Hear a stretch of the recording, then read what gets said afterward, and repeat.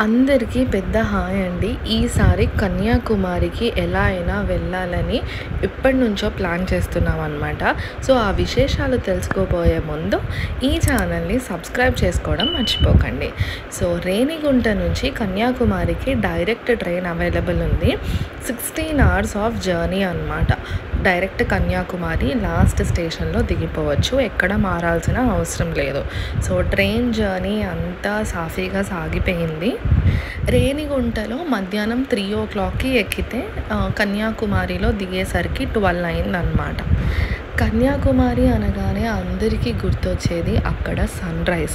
So, land of end అంటారనమాట కన్యాకుమారిని. ఎందుకంటే India యొక్క లాస్ట్ టిప్ అండ్ వరల్డ్ మ్యాప్‌లో చూసుకున్నా కానీ అది ఒక టిప్‌లో ఉంటుంది. అక్కడ త్రివేణి సంగమం కూడా ఉంటుంది. Indian Ocean, Bay of Bengal, Arabian Sea 3 సముద్రాల సంగమాన్ని త్రివేణి సంగమం అని కూడా పిలుస్తున్నారు. అంతేకాదు ఇవి కాకుండా మనకి తెలియని చాలా ప్లేసెస్ అండ్ టెంపుల్స్ కన్యాకుమారిలో ఉన్నాయన్నమాట. చాలా పురాతనమైన హిస్టారికల్ టెంపుల్స్ అనమాట. సో, వాటన్నిటి గురించి మనం తెలుసుకొని కొన్ని ప్లేసెస్ మేము చూడడానికి ప్లాన్ చేసుకున్నాము. ఈ ట్రైన్ కొచ్చిన్, అలెపి మీదుగా త్రివేంద్రం మీదుగా వెళ్ళి లాస్ట్ కన్యాకుమారిలో ఆగుతుందన్నమాట. సో, త్రివేంద్రం వచ్చేసరికి ట్రైన్ అంతా ఖాళీ అయిపోయింది. సో, ఎవ్వరు లేరనమాట. సో, త్రివేంద్రం తర్వాత నుంచి క్లీనింగ్ ప్రాసెస్ కూడా స్టార్ట్ చేశారు. ట్రైన్లో మేమిద్దరం తప్ప అసలు ఎవ్వరూ లేరు. సో, ప్యాసింజర్స్ అనేది సో త్రివేంద్రంకి వచ్చేసరికి ఎంటీ అయిపోయింది. సో, ఫైనల్లీ ఏంటి అంటే కన్యాకుమారి స్టేషన్కి రీచ్ అయ్యేసరికి ఓన్లీ మేమిద్దరమే దిగామన్నమాట లాస్ట్ స్టాప్లో.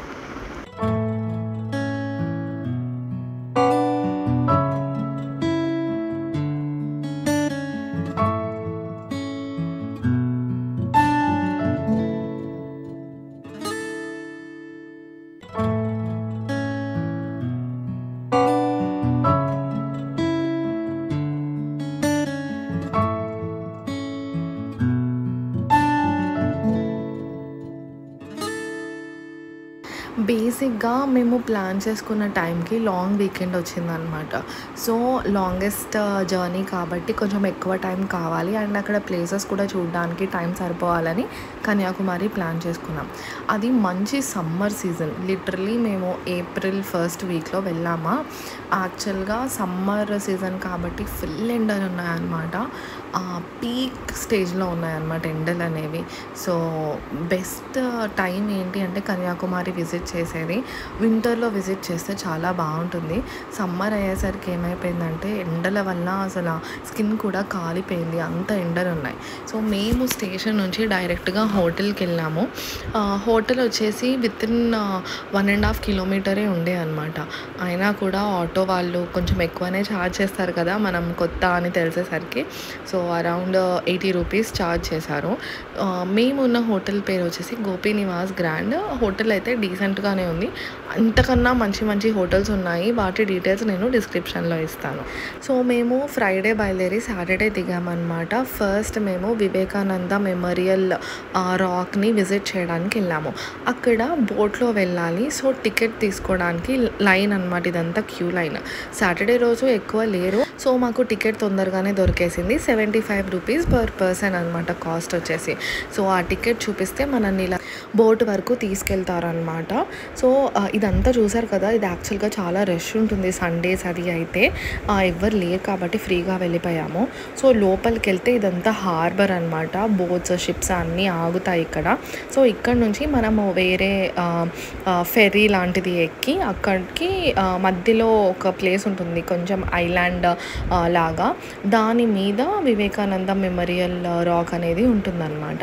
సో, చూసారు కదా ఫెర్రీ అనేది ఇలా ఉంటుంది. లైఫ్ జాకెట్స్ కూడా కంపల్సరీ వేసుకోవాలి.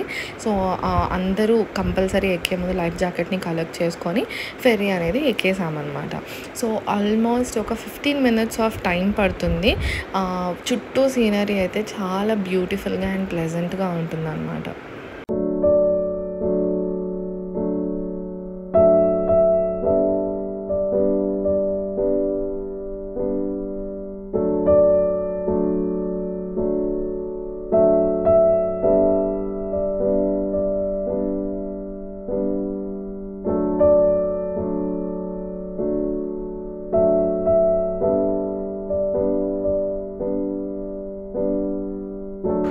ఆల్మోస్ట్ దగ్గరికి వచ్చేసాము. చూసారు కదా ఒక టెంపుల్, ఇంకా తిరువల్లువర్ స్టాట్యూ కూడా కనిపిస్తుంది. యాక్చువల్గా అయితే తిరువల్లువర్ స్టాట్యూ దగ్గరికి కూడా తీసుకెళ్ళాలి, కానీ అక్కడ కన్స్ట్రక్షన్ జరుగుతుంది అనమాట. వివేకానంద రాక్ మెమోరియల్ నుంచి స్టాట్యూ వరకు బ్రిడ్జ్ చేస్తున్నారు. సో ఆ స్టాట్యూ దగ్గరికి తీసుకెళ్ళలేదు. సో డైరెక్ట్ మేము ఇటు వివేకానంద మెమోరియల్ వరకు వచ్చేసాము. అక్కడ మళ్ళీ సెపరేట్గా పైకి వెళ్ళి విజిట్ చేయాలంటే టికెట్ తీసుకోవాలి.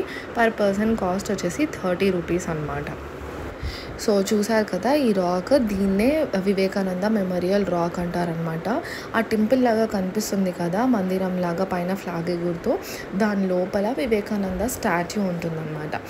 ఆయన 3 days ఇక్కడ కూర్చొని మెడిటేషన్ చేశారంట. Around December 25, 26, 27 dates in almost 1800s ఇక్కడ కూర్చొని మెడిటేషన్ చేశారంట. అండ్ ఇక్కడ మనకి చుట్టుపక్కల తిరుగుతూ ఉంటే సన్ రేస్ ఎలా పడుతుంది అనేది సన్ క్లాక్ కూడా మనం చూడొచ్చు. ఇక్కడ నేను మీకు మెల్లగా చూపిస్తాను. మందిరం లోపలికి వెళ్తే మనకి శారదాదేవి మందిరం, ఇంకా రామకృష్ణ పరమహంస మందిరం కూడా కనిపిస్తుంది. చాలా ప్లెజెంట్గా ఉందన్నమాట. చూసారు కదా వివేకానంద స్టాట్యూ ఉందన్నమాట. అక్కడ చుట్టుపక్కల వ్యూ అంతా మొత్తము సముద్రం లాగా ఆల్ సైడ్స్ కవర్ అయిపోయి చాలా బ్యూటిఫుల్ అండ్ ప్లెజెంట్గా ఉందన్నమాట. సో బయటకు వచ్చేస్తే మనకి అన్ని స్టాల్స్ ఉంటాయన్నమాట, బుక్ స్టాల్స్. సో మీరు వివేకానంద ఫాలోవర్స్ అయితే మీరు ఇక్కడ అన్ని లాంగ్వేజెస్ లైక్ తమిళ్, హిందీ, తెలుగులో బుక్స్ కూడా పర్చేస్ చేయొచ్చు. చూసారు కదా సన్ రైజ్ ఛాలెంజ్ అని చెప్పేసి ఇక్కడ సన్ క్లాక్ కూడా ఉంది. సో ఏ డైరెక్షన్లో పడుతుంది అండ్ ఉత్తరాయణం నుంచి దక్షిణాయనంకి ఎలా మారుతుంది అని కూడా మనకి ఇక్కడ క్లియర్గా కనిపించేలాగా స్కేల్ కూడా వేశారు. సో మనం ఇదంతా చుట్టుపక్కలంతా చూడొచ్చు. అండ్ ఇక్కడ ఒక మెడిటేషన్ హాల్ కూడా ఉంది. అక్కడ ఎవరైతే మెడిటేషన్ చేయాలనుకుంటున్నారో వాళ్ళు వెళ్ళి కాసేపు కూర్చొని అలా ప్రశాంతంగా మెడిటేషన్ చేసుకోవచ్చు అన్నమాట.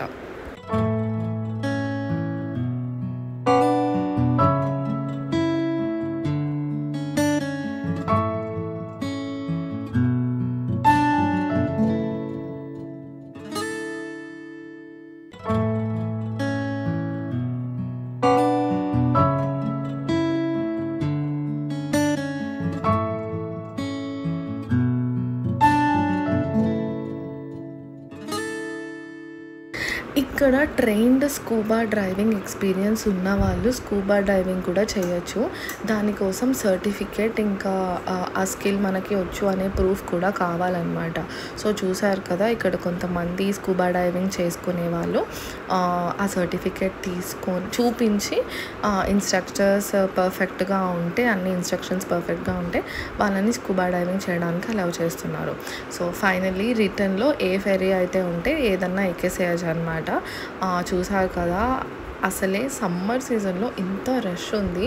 ఇమాజిన్ వింటర్లో వెళ్తే ఇంకెంత రష్ ఉంటుంది అని. సో ఈ హీట్ని తట్టుకోలేక హీట్ని బీట్ చేద్దామని చెప్పి ముంజకాయల్లో రసంలాగా చేసి జ్యూస్ లాగా ఇచ్చారనమాట. చాలా బాగుంది టేస్ట్ మాత్రం. తర్వాత ఇమీడియట్గా పక్కనే రాన్సమ్ చర్చ్ అని కూడా ఉందన్నమాట ఆ మెమోరియల్ పక్కనే. సో మనం ఆ టికెట్ కౌంటర్ నుంచి బయటకు వచ్చేస్తూ ఉన్నప్పుడు మనకి బయట నుంచే చర్చ్ కనిపిస్తుంది. సో లోపలికి వెళ్ళి విజిట్ చేసాము. సో చాలా పీస్ఫుల్గా ఉంది చర్చ్ అంతా.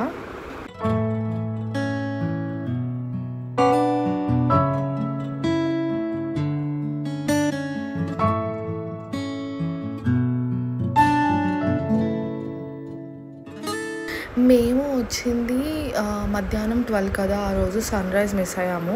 సో నెక్స్ట్ సన్ రైజ్ లోపు అక్కడున్న ప్లేసెస్ అన్నీ కవర్ చేద్దామని ఫిక్స్ అయిపోయామన్నమాట. సో నెక్స్ట్ వట్టకొట్టాయి అనే ఒక ఫోర్ట్ ఉంది అండ్ అక్కడ బీచ్ కూడా చాలా బాగుంటుంది. సో ఆ ఫోర్ట్కి వెళ్ళిపోయాము. ఎంట్రీ ఫీ కాస్ట్ వచ్చేసి 25 రూపీస్. వెహికల్ ఎంట్రన్స్ అని ఛార్జ్ చేస్తారు, అది ఇంకో 10 రూపీస్ కట్టాలన్నమాట. సో ఫోర్ట్ వచ్చేసి చాలా స్పేషియస్గా ఉంది. అండ్ ఫోర్ట్లో మెయిన్ అట్రాక్షన్ ఏంటి అంటే మనకి పైనుంచి బీచ్ కనిపిస్తుంది అనమాట, వట్టకొట్టాయి బీచ్ అది. సో ఆ బీచ్లో ఏంటి అంటే ఎవ్వరు ఉండరు. ఒకవేళ ఎవరన్నా ప్రైవేట్ బీచ్ ఎక్స్పీరియన్స్ కావాలి అనుకునే వాళ్ళు డెఫినెట్గా ఈ ప్లేస్ని విజిట్ చేయొచ్చు. ఇక్కడ నుంచి నెక్స్ట్ సాయిబాబా టెంపుల్కి వెళ్తున్నాం అనమాట. మేము వెళ్ళే టైంకి కరెక్ట్‌గా 4 అయింది. అప్పుడే ఈవినింగ్ దర్శనానికి టెంపుల్ ఓపెన్ చేశారనమాట. ఈ టెంపుల్ కూడా చాలా ఫేమస్ అండ్ చాలా చాలా ప్లెజెంట్‌గా ఉంటుంది టెంపుల్ అంతా కూడా.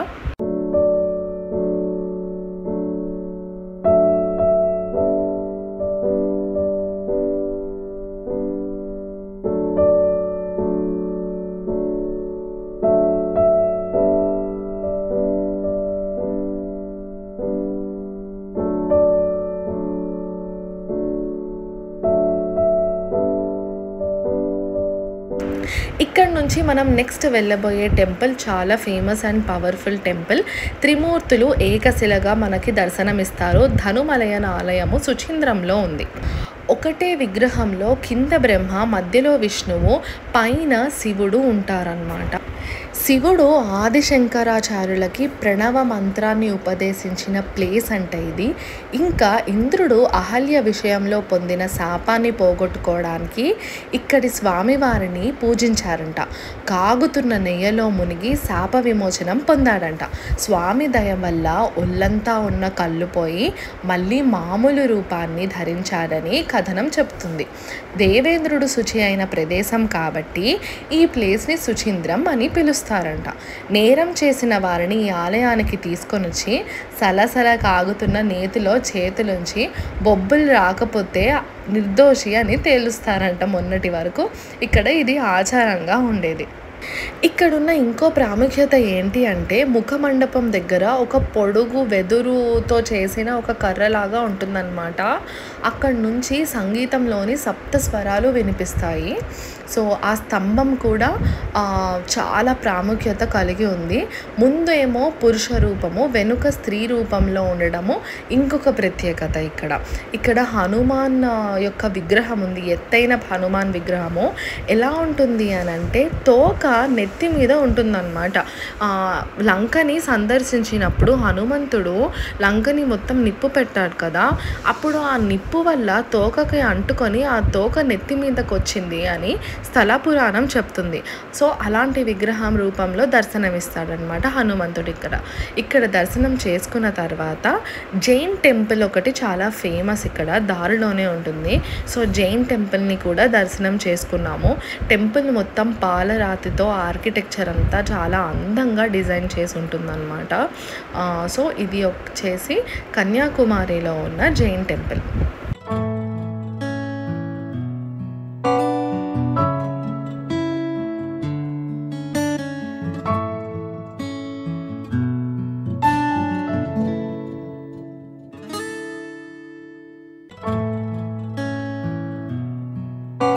ఇక్కడ నుంచి సన్సెట్ చూడడానికి కొల్లం బీచ్కి వెళ్ళాము.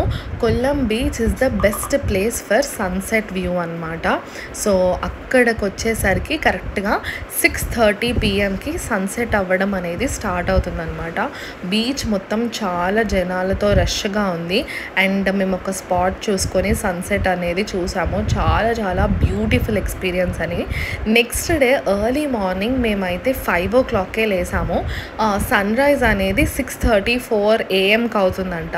బట్ అక్కడ చాలామంది ఉంటారు కదా, సో మేము ఫస్ట్ వెళ్ళిపోయామన్నమాట కన్యాకుమారి సన్ రైజ్ పాయింట్కి. అసలు లైఫ్లో బకెట్ లిస్ట్లో ఉన్న ఫస్ట్ పాయింటే ఉంటుంది చాలామందికి కన్యాకుమారిలో సన్ రైజ్ చూడడం అనేది. సో ఇక్కడ హార్బర్లో చాలా లొకేషన్స్ ఉంటాయి సన్ రైజ్ చూడడానికి, కానీ మనకి వీలైనంత దగ్గరగా చూద్దాము, like literally last tip of the land వరకు వెళ్ళి అక్కడి నుంచి సన్ రైజ్ చూద్దాము అని చెప్పి ప్లేస్ వెతుకుతుంటే ఒక మంచి ప్లేస్ దొరికిందనమాట. సముద్రం మధ్యలో వరకు వంతెనలాగా వేసి మట్టితో అండ్ రాక్స్తో మధ్యలో వరకు ఉంది. లిటరల్లీ సన్ రైజ్ అనేది చాలా బ్యూటిఫుల్గా కనిపించే ప్లేస్. సో అక్కడికి వెళ్ళిపోయామన్నమాట.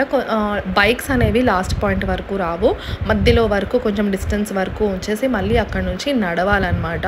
లిటరల్లీ ఒక 1.5 kilometers వరకు ఉంది. సో అది నడిచే వరకే మనకి ఒక 10-15 మినిట్స్ పడుతుంది. సో వీలైనంత తొందరగా లేచి ఆ ప్లేస్‌కి వెళ్ళి సన్‌రైజ్ కోసం వెయిట్ చేస్తూ ఉన్నామనమాట. ఆ చుట్టుపక్కల మనం చూసాం కదా స్టార్టింగ్‌లో దిగిన వెంటనే వివేకానంద మెమోరియల్ రాక్ కూడా మనకు కనిపిస్తుంది. తిరువల్లవూర్ స్టాట్యూ కనిపిస్తుంది. అండ్ అప్పుడప్పుడే బయటికి వస్తున్న సన్ రేస్‌తో డిఫరెంట్ కలర్ కాంబినేషన్స్‌తో ఉన్న బ్యూటిఫుల్ స్కై కూడా మనం చూడొచ్చు. సో చూసారు కదా, ఇది మనకి బ్రిడ్జ్ వేశారనమాట. లిటరల్లీ ఆ లాస్ట్ టిప్ వరకు వెళ్తాం మనము. అక్కడి నుంచి సన్‌రైజ్ చూడొచ్చు.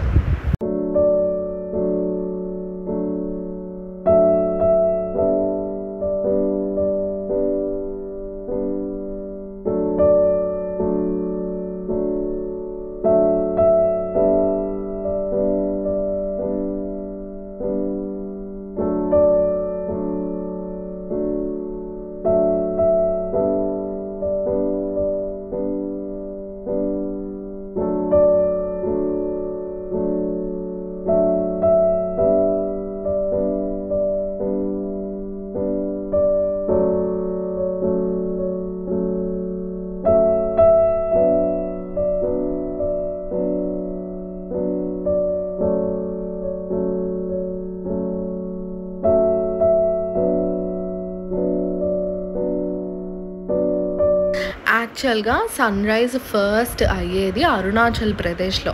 దాన్ని ల్యాండ్ ఆఫ్ రైజింగ్ సన్ అని కూడా అంటారు. అక్కడైతే సన్ ఇంకా మన కళ్ళ ముందు ఉన్నట్టే కనిపిస్తుంది. అండ్ కన్యాకుమారిలో కూడా చాలా బాగా కనిపిస్తుంది. ఫేమస్ ఫర్ సన్‌రైజ్ అనమాట.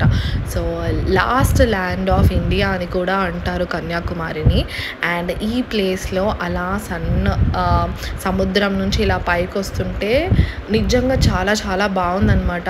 కెమెరాలో మన కళ్ళకు కనిపించేది కెమెరాలో కనిపించదు. సో పాసిబుల్ ఎక్స్టెంట్ వరకు రికార్డ్ చేసాం. కానీ ఈ ఎక్స్పీరియన్స్ అందరూ డైరెక్ట్‌గా వెళ్ళి ఎక్స్పీరియన్స్ చేయాల్సిందే. సన్‌రైజ్ తర్వాత ఫ్రెష్ అప్ అయిపోయి ఫ్రీ బ్రేక్‌ఫాస్ట్ తినేసి అక్కడ కుమారి అమ్మన్ టెంపుల్ అని ఉంటుందన్నమాట. అంటే స్వయంగా పార్వతీదేవే వెళ్ళి దర్శనం చేసుకున్నాము. ఆ దర్శనం చేసుకోవడానికి వెళ్ళే దారిలో మనకి చాలా షాప్స్ కనిపిస్తాయి అన్నమాట. ఎస్పెషల్లీ స్పైసెస్ చాలా ఫేమస్ ఇక్కడ. సో మనం బేరమాడి అక్కడ తీసుకోవచ్చు. అండ్ ఇంకొక విషయం ఏంటంటే మేము వెళ్ళింది సండే. ఆ పాత్ మనం వివేకానంద మెమోరియల్కి వెళ్ళే వేనే అనమాట. సో అదంతా చూస్తే షాక్ అయిపోయాము. ఎందుకు అనంటే నిన్న మనం అంటే ముందు రోజు మేము వెళ్ళినప్పుడు చాలా ఫ్రీగా ఉండే కదా, లైన్స్ టికెట్ తీసుకొని వెంటనే వెళ్ళిపోయాము. కానీ ఈరోజు లిటరల్లీ టెంపుల్ దగ్గర నుంచి చూస్తేనే మేము ఉన్న హోటల్ రూమ్ వరకు ఉందన్నమాట లైన్. చాలా పెద్ద లైన్ ఉంది. సో చాలా మంచిదైంది సాటర్డే దర్శనం చేసుకొని వివేకానంద మెమోరియల్ అనుకున్నాం అనమాట. సో కుమారి అమ్మన్ టెంపుల్ని దర్శనం చేసుకున్న తర్వాత మహాత్మా గాంధీ మండపంకి వెళ్ళిపోయాము. సో ఇక్కడ కూడా ధ్యాన మందిరం ఉంటుంది మహాత్మా గాంధీది. అక్కడ నుంచి మనకి త్రివేణి సంగమం పక్కనే ఉంటుందన్నమాట. త్రివేణి సంగమం అని ఎందుకు అంటారు అంటే ఇండియన్ ఓషన్, అరేబియన్ సీ ఇంకా బే ఆఫ్ బెంగాల్ 3 కలిసే ప్లేస్ కాబట్టి దీన్ని త్రివేణి సంగమం అంటారు. చాలామంది ఇక్కడికి వచ్చి ఈ ప్లేస్లో స్నానాలు ఆచరించడం అనేది చాలా పుణ్యకార్యంగా భావిస్తారనమాట. ఇక్కడ చాలామంది సముద్రకారులు ఏం చేస్తారంటే ఒక జల్లెడలాగా పట్టుకొని డైరెక్ట్ సముద్రంలోకి వెళ్ళిపోతారనమాట. అక్కడ చాలా వాల్యుబుల్ స్టోన్స్ అనేవి దొరుకుతాయి. అవన్నీ పట్టుకొని ఒడ్డుకి తీసుకొచ్చి అక్కడ అమ్ముతూ ఉంటారు. సో మనం నవరత్నాలు అంటాం కదా, ఆ నవరత్నాలు వాళ్ళు ఇలా తీసుకొని వస్తారనమాట. సో చాలామంది కొంతమంది నమ్మరు, కొంతమంది నమ్ముతారు. ఇవి ప్యూర్ అని కొంతమంది, కాదు పిచ్చిరాళ్ళని కొంతమంది అనుకుంటారు. కానీ ఇక్కడ మనకి దొరికే ప్రైస్కి కొంచెం డిస్టెన్స్ తర్వాత టెంపుల్ దగ్గర ఒక 50 రూపీస్ పెరుగుతుంది. మళ్ళీ ఇంకొంచెం డిస్టెన్స్ వెళ్ళి టౌన్లో చూస్తే అక్కడ ఇంకో 200 రూపీస్ పెరుగుతుంది. అలాగా వాల్యూ ఆఫ్ మనీ అనేది పెరుగుతూ ఉంటుంది. సో మీరు ఒకవేళ అక్కడ పర్చేస్ ఏదైనా చేస్తే ఆ స్టోన్స్ దాన్ని క్రాస్ చెక్ చేసుకోండి మీ ప్లేస్కి వెళ్ళిన తర్వాత. సో చూసారు కదా, కన్యాకుమారిలో ఇవి మేము విజిట్ చేసిన ప్లేసెస్. ఇంకా చాలా ప్లేసెస్ ఉన్నాయి. మినీ తిరుపతి ఉంది, మినీ రామేశ్వరము, భరతమాత టెంపుల్ కూడా ఉంది. ఈ ప్లేసెస్ అన్నీ మీరు టైం చూసుకొని మీరు విజిట్ చేయొచ్చు. మేమున్నది ఒకటే రోజు కాబట్టి మాకు వీలైనంతలో మేము కవర్ చేసాము. సో ఇక్కడి నుంచి కన్యాకుమారి నుంచి మేము నెక్స్ట్ తిరువనంతపురం వెళ్తున్నాము. అక్కడి నుంచి ఇంకా చాలా ప్లేసెస్కి వెళ్ళబోతున్నాము. సో ఆ డీటెయిల్స్ అన్నీ నేను మీకు ఈ ప్లేలిస్ట్లో ఇస్తాను, కింద లింక్ కూడా మెన్షన్ చేస్తాను, వెళ్ళి చూసేయండి. సో మీరు ఒకవేళ సౌత్ ఇండియన్ ట్రిప్ ప్లాన్ చేస్తే ఈ ప్లేసెస్ అన్నీ కవర్ చేయడం అస్సలు మర్చిపోకండి. ఇన్ బడ్జెట్లో చాలా తక్కువలో చాలా ఎక్కువ ప్లేసెస్ చూసామన్నమాట. సో మేము ఎలా ప్లాన్ చేసుకున్నాం అనేవి నేను చాలా క్లియర్గా అలాంగ్ విత్ బడ్జెట్ మెన్షన్ చేస్తాను. సో ఈ ఛానల్ని సబ్స్క్రైబ్ చేసుకోవడం మర్చిపోకండి. Thank you for watching and supporting. Bye bye.